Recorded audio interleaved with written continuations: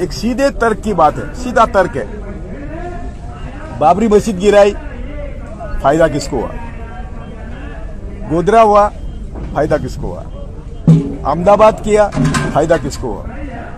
पठानकोट, उरी, पुलवामा, बालाकोट, जो भी हुआ, फायदा किसको हुआ? गलवान तो जिसको फायदा हुआ उसने ये करवाया।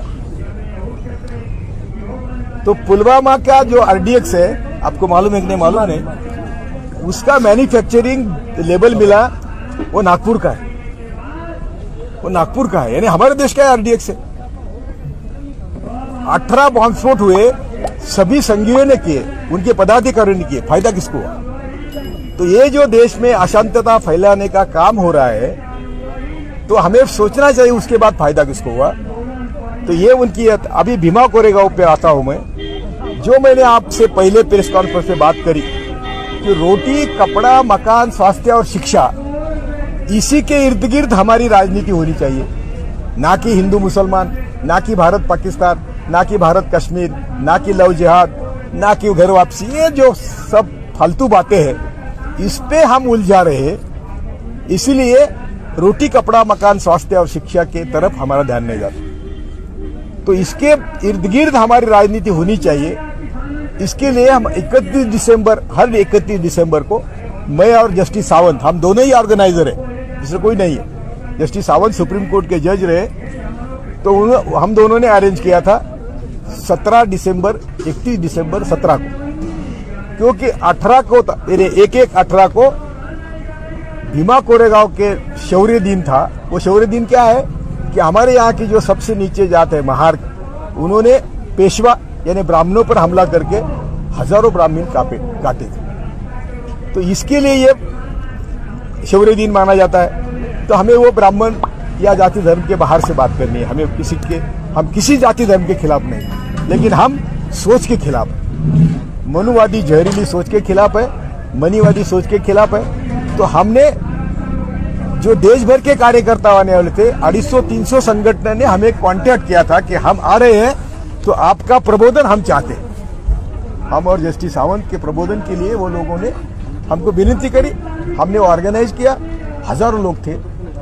संघ के गढ़ में शनिवार वाड़ा से वो परिषद हुई और वहां हमने सबको शपथ दिलाई कि हम सिर्फ रोटी, कपड़ा, स्वास्थ्य और शिक्षा के लिए राजनीति करेंगे, ना कि धर्म के लिए, ना कि जाति के लिए। ये शपथ लोगों को दिलवाई।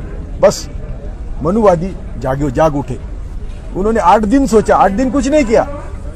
8 दिन के बाद जो भी दूसरे दिन वहां दंगा था, दंगा करवाया संघ ने। दूसरे दिन जो 200 साल हो गए थे, तो बड़ा प्रोग्राम था। तो प्रेस लीग पहले दिन आ गई, वहां ना पानी मिलना चाहिए, ना खाना मिलना चाहिए, ना दुकान खुलेगी, ना कुछ खुलेगा। और गांव के घर घर पर पत्थरों के भी रचे हुए थे, पत्थर रखे थे और ये लोगों पर मारना शुरू किया। इसका एल्गार परिषद से कोई संबंध नहीं था। और एल्गार परिषद के बाद 8 दिन के बाद जब 2 आरोपियों का नाम निष्पन्न हुआ, वो दोनों संगी थे, तो उनको बचाने के लिए एल्गार परिषद को आगे करके ये सब देश भर के जो इंटेलेक्चुअल्स है, ये रोना विल्सन का जो अभी मैं आप बता रहा हूं बाद में, ये सब देश भर के वैचारिक विरोधकों को एल्गार परिषद के नाम से बहाने से अंदर लेना शुरू किया। जस्टिस सावंत कौन है? तो जस्टिस सावंत ने अहमदाबाद दंगे की आयोग के वो सदस्य थे। जस्टिस कृष्णा अय्यर, जस्टिस सावंत और जस्टिस सुरेश, इन तीनों ने अहमदाबाद दंगे का आयोग की जांच करी थी और उन्होंने रिकमेंड किया था कि मोदी, शाह और उनके गैंग को किसी हालत में मास मर्डर में प्रोसिक्यूट करना चाहिए और इनको किसी हालत में किसी भी संविधान पद पर नहीं बिठाना चाहिए। ये उनका रिकमेंडेशन था। ये रिकमेंडेशन तो जस्टिस सावंत एल्गार परिषद के ऑर्गेनाइजर है, तो उनकी भी थोड़ी बदनामी हो जाए।